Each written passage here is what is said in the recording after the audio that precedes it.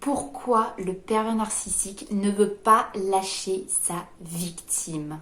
Bonjour à toutes et à tous et bienvenue sur ma chaîne Esther Valentin, votre coach spécialisé en vie sentimentale.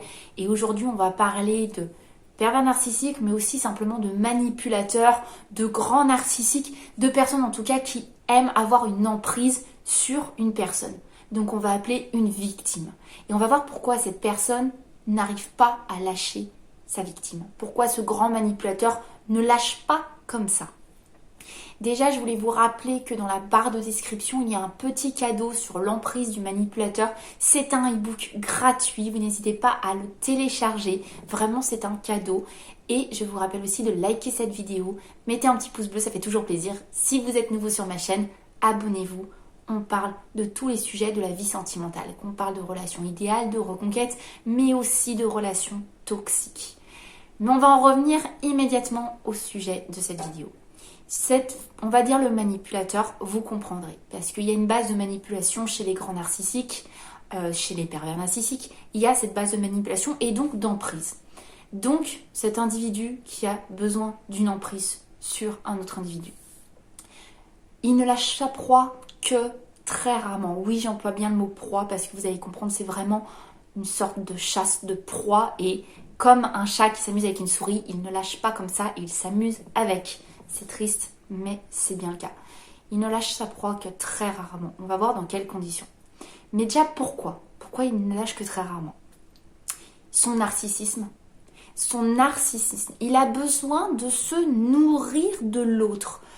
Son énergie à l'autre, son regard à l'autre, l'attention que l'autre va lui porter. C'est de ça qu'il se nourrit. Il ne sait pas vivre autrement que par ça. Donc, parce que sinon il se sent complètement vide, tout simplement. Donc c'est pour cette raison qu'il a une patience déjà. La personne qui a besoin de générer une emprise sur une autre, a besoin de la manipuler, a souvent une grande patience. Parce qu'il faut de la patience pour établir une emprise psychologique sur quelqu'un d'autre. Cela, ça demande du temps, ça demande de la stratégie, ça demande de connaître les failles psychologiques de l'autre, et ça demande aussi de se servir de ces failles psychologiques.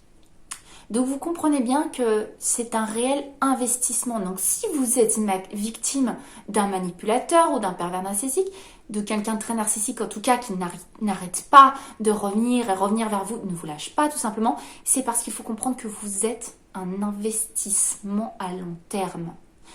Ça paraît un peu dur, mais pourtant ce sont les bons termes. Vous n'êtes pas une personne entière et libre. Ce n'est pas comme ça qu'il vous verra. Non, son narcissisme fait qu'il ne peut pas regarder quelqu'un autrement qu'avec sa propre vision. Donc on ne veut pas lâcher quelque chose dans lequel on s'investit à fond. Vous le comprenez bien. Vous, si vous êtes la victime d'une emprise, vous êtes un investissement à long terme. Donc on ne lâche pas comme ça un investissement à long terme.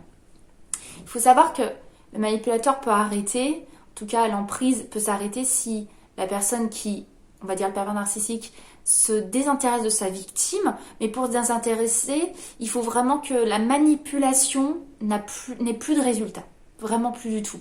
Donc sa victime, elle répondrait plus du tout à la peur, par exemple, ni à la culpabilité, et donc ça va finir ces tentatives de manipulation. Vu que ces tentatives de manipulation sont terminées, ça ne marche plus, il n'y a pas de résultat, il va se désintéresser. Il a besoin que ça fonctionne.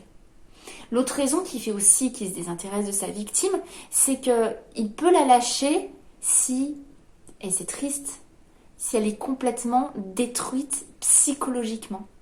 Vraiment. Donc vous comprenez alors qu'il vaut mieux être quitté par un grand manipulateur, un pervers narcissique en tout cas, il vaut mieux être quitté avant. Parce que si c'est lui qui lâche le premier, c'est que le pire a pu être déjà fait.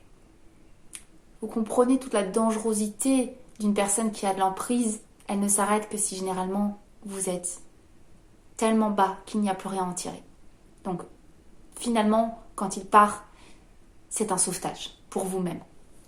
Retenez bien que pour un pervers narcissique, la victime, c'est un investissement. D'où le fait qu'il séduise, qu'il crée une relation fusionnelle, qu'il se rende essentiel à la vie de l'autre. Tout ça, c'est une assurance sur son investissement. Quand vous investissez quelque chose de coûteux, comme par exemple une maison, vous prenez une assurance. Bah là c'est pareil. Son assurance sur investissement, c'est de continuer à séduire, c'est de se rendre complètement vital pour l'autre, de devenir essentiel à sa vie. De cette manière-là, son investissement ne peut pas le lâcher. Voilà son assurance. J'espère que vous compreniez mieux pourquoi un grand manipulateur, un pervers narcissique, en tout cas quelqu'un qui, vous l'avez compris, a besoin de nourrir un très très grand vide narcissique en lui et donc va générer une emprise sur une autre personne. Pourquoi ce n'est pas cette personne qui va lâcher l'affaire aussi facilement? C'est beaucoup plus facile quand vous comprenez que vous n'êtes pas juste un être humain avec un état d'âme, peut-être des états d'âme pour lui, vous êtes un investissement à long terme. Et vous savez très bien qu'on ne lâche pas un investissement comme ça dans lequel on s'investit autant pour arriver à ses résultats. Je vous le redis, si cette vidéo vous a plu, likez-la, ça me fait très plaisir. Et de mon côté, vous savez qu'on se revoit très vite pour une prochaine vidéo parce que je ne vous lâche pas. À très vite. Bye bye.